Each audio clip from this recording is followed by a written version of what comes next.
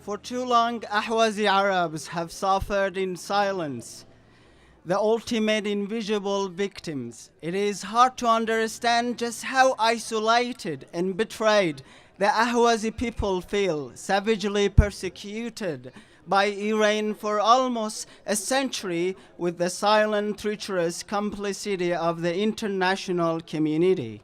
Compounding this problem is the media blackout surrounding events in Ahwaz, with the current regime's effective hermetic sealing off of the region assisted by the collusion of the world, which is either wholly indifferent or swallows the Iranian regime's obscene lie of resistance to occupation wholesale.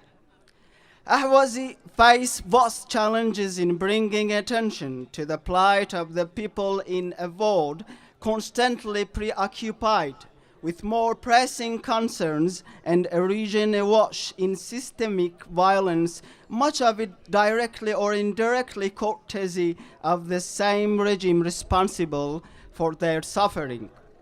Despite living in the region which holds over 95% of oil and gas resources claimed by Iran, the reason for the British backing of Iran's 1925 annexation of Ahwaz is exchange for oil contracts. Ahwazi Arab live in medieval poverty under an effective apartheid system, being viewed as inferiors due to their Arab ethnicity.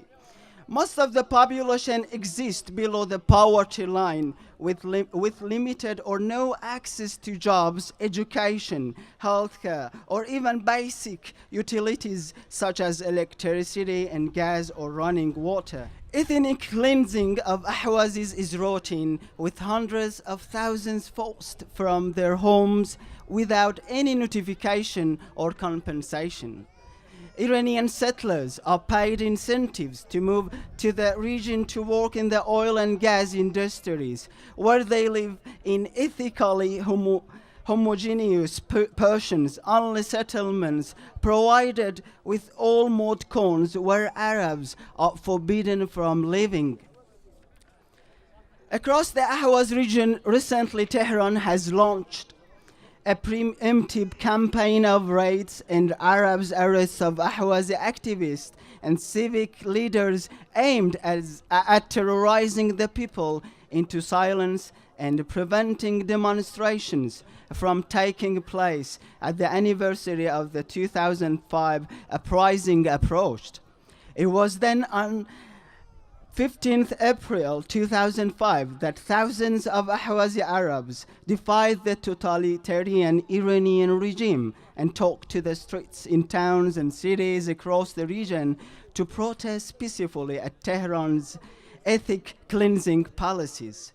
With the UN's Universal Declaration of Human Rights asserting that freedom and rights are birthrights of all peoples without exception, the international community has a moral and ethical obligation to defend the Ahwazi people from brutal persecution.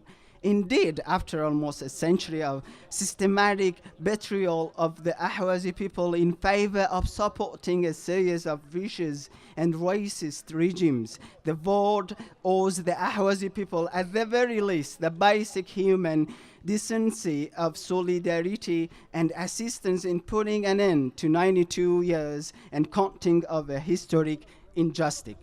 Thank you.